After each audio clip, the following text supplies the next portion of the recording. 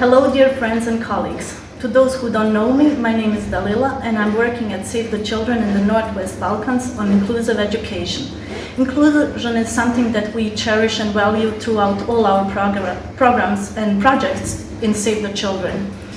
I believe that real inclusion is primarily happening in our minds. And what's the best way to change our minds and open up for differences than to spend time together, learn about each other, and actually have fun. That's why we invite you all to participate at the first ever online festival of inclusion organized by our friends from Slovenia.